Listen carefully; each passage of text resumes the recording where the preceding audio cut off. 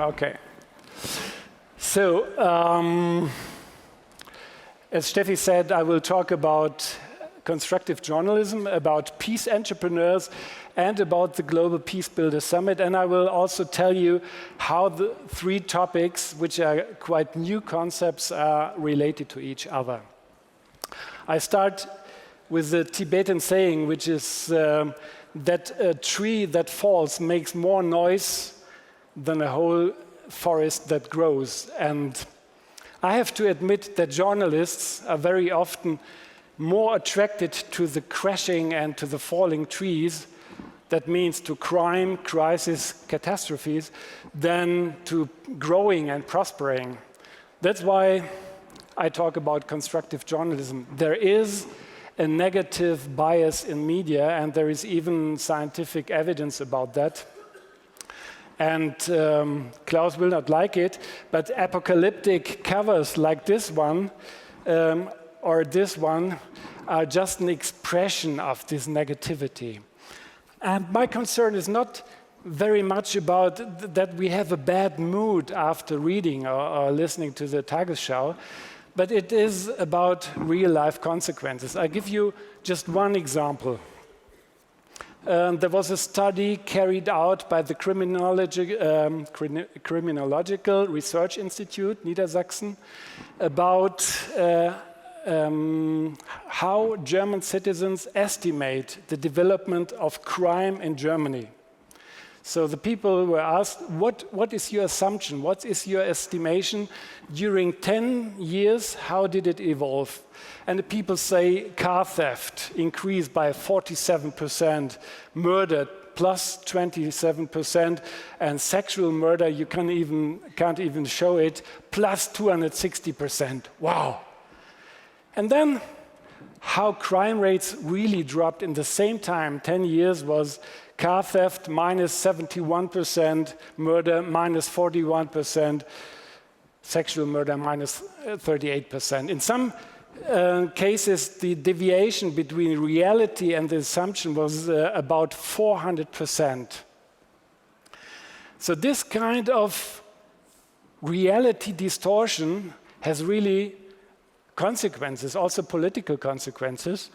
The scientists of this research institute, they say that they observe a punitive attitude among population. That means that people, because of this perception that crime rate goes up, they ask for stricter laws, they ask for harsher sentences, although all experts agree that it is completely pointless.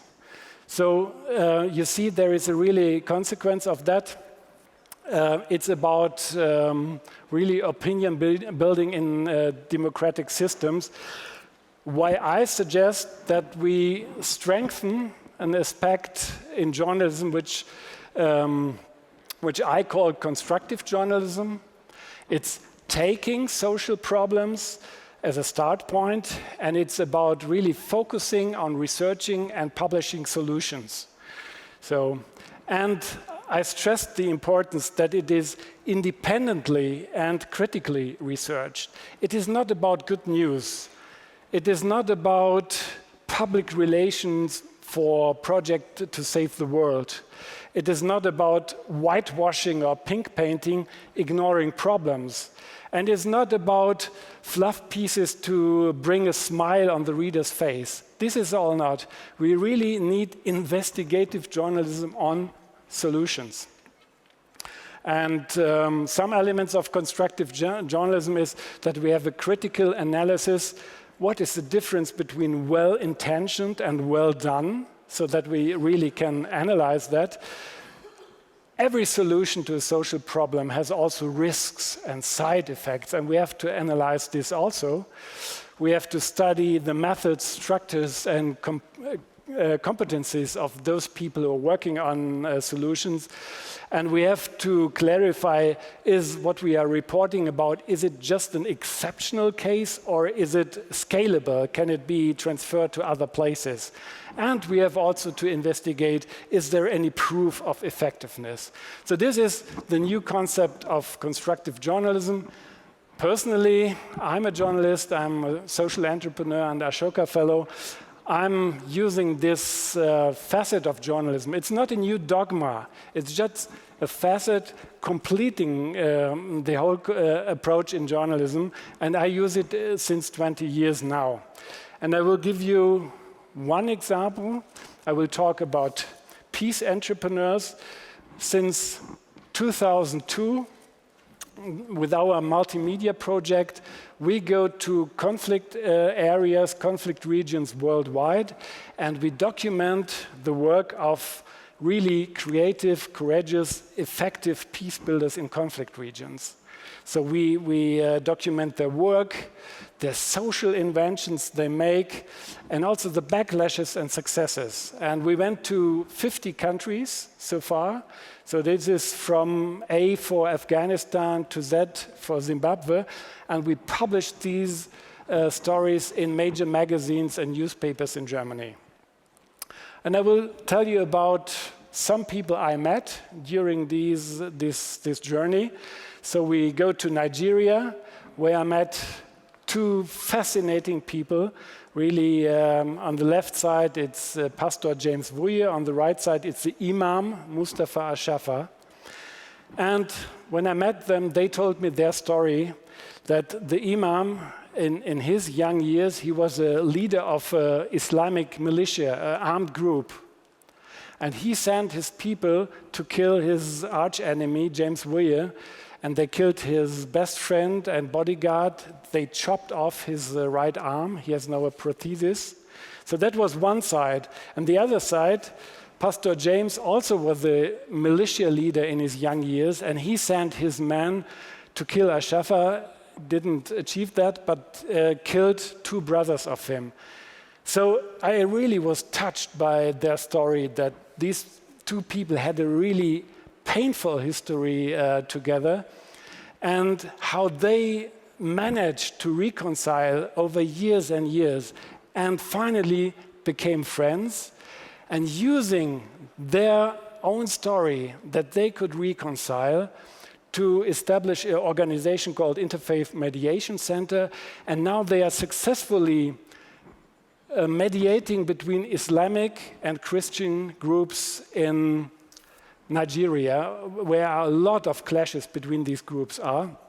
They have the innovative ideas, you see the picture, to first bring together religious leaders from the two sides and then establish teams that they call early warning, early response systems, teams that ring the alarm bell at the slightest signs of religious violence to prevent the escalation of violence before outbreak. And you read a lot about Boko Haram in the media, but you might not have read about pastor and imam working together. So the intention of Peace Counts is to highlight these success stories and to bring it to the German public. Another country, we do a little bit of world travel. We are in Sri Lanka, and Dishani Jayavira, she is the head of the Center for Peace Building and Reconciliation in Sri Lanka. You know that there has been a very bloody civil war until 2009, with 10,000 of dead people. And the clashes had been between Muslim, Tamil, and Sinhala people. And her innovative idea is to work with photography and use photography as a media to bring young people of these three conflict groups together and to involve them in workshops.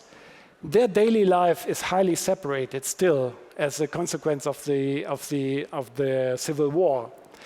So they take pictures of their daily life and they share these pictures in mixed groups. And photography turned out to be a very effective tool for training tolerance and for peace building. So some of these pictures, extraordinary, intensive, taken by just young people who had a little introduction to photography. I was really touched by this, and it works. So another country we traveled to Northeast India, where I met Ashoka Fellow and Fulbright scholar Bablu. He's a human rights activist. And you have to know that Northeast India is something like a forgotten conflict. This is a whole area, 45 million people under the draconian rule of the army there, the Indian army, which has got the right shoot to kill. On suspicion, they can kill people there. And Bablu and his organization has documented over 1,500 cases of innocent people having been killed by soldiers without any prosecution. And his friend, Iram Shamila, is having the longest hunger strike in history. She hasn't eaten any food since 15 years. I met her in police custody, and she is force-fed by the tube in her nose. And she is protesting against this draconian rule of the army and this violation of human rights. And they work together, Bablu and Iram Shamila.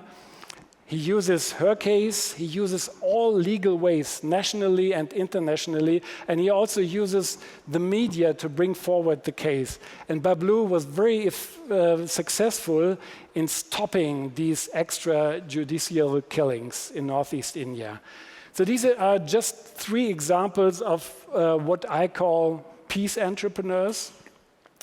They have innovative strategies. I met brilliant people who I consider to be social inventors.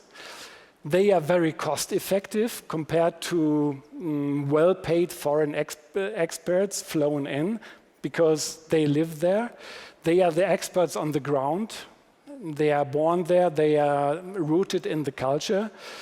And also we see now on the global level that civil society really plays an important role in peace building because these people work in the heart of war-torn and wounded societies. They have direct solutions for dialogue, for reconciliation, etc. So this is another example, Victoria Maloka in South Africa. She's working with felons, really tough guys, murderers, convicted for a lifelong sentence. And with her training courses on nonviolent conflict resolution, she was able to reduce the crime rate and the murder rate in these prisons in South Africa dramatically. One example. Second example, we did a story about a new approach in policing in the USA. It's called community policing. Officers keep close contacts to communities for crime prevention and also dramatically dropping crime rates there where this innovative concept is effectuated. Mali, money for peace. Clans that have fought each other for years and years, if they come together and apply for development projects, apply for foreign money, they only get it if they join their hands, if they work together, they do the application together, and if they do the work together. And this turned out to be a very effective idea for peace building there. We did a story about this guy on the right side, Joe Doherty. He was an IRA terrorist, and he was a hero, considered to be a hero in his community. And he uses this status to convince teenagers that the way of violence is really a deadlock. Also a success story. And Father Giovanni Presiga in Colombia, he is giving or raising international support for villages who declared themselves as demilitarized zones, zonas de paz, and to protect them against either guerrilla or paramilitares. And a last example from Brazil, an organization called Viva Rio. They work in the favelas on disarmament of drug gangs, but also in the same time providing the young people with job opportunities and to distract them from the armed groups. So this is the kind of peace entrepreneurs we publish, and we would like to make their work visible to the public. And now we go. Thank you. I take the applause for them because they are really courageous, brave people, and they need the visibility. And also it's important to publish their strategies because they are social inventors and we can copy from that.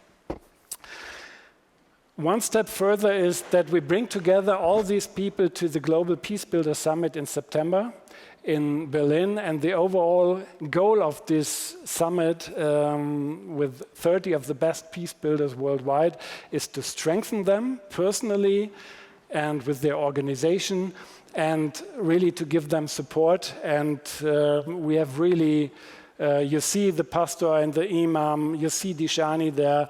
So some of the people we covered, some Ashoka Fellows are among them, and all of them are peace entrepreneurs. And the last thing I would like to highlight is that is bridge building between our peace work and constructive journalism. It's now really a momentum. We would like to publish a new magazine called Mut, Magazin für Lösungen, Magazine for Solutions, for the first time. It's really an innovative magazine. It will be a magazine supplement to major regional newspapers, and we will print it in a really huge circulation of 500,000 copies. And Burda is so generous to sponsor for the printing, and we are really hoping that this is the first issue and there will be more issues of the Mut magazine, because we think we need encouragement. We need to show that engagement of citizens can have an impact and can make a difference. And you see some pages from our Mut magazine. You see the imam and the pastor. How are all these three elements are connected? Constructive journalism, peace entrepreneurs, peace reporting, and the Global Peacebuilder Summit. For me, the connecting idea is nourishing vitality, human vitality. And for me, this is not a tiresome duty, but it's really the reason for my happiness. Thank you for listening.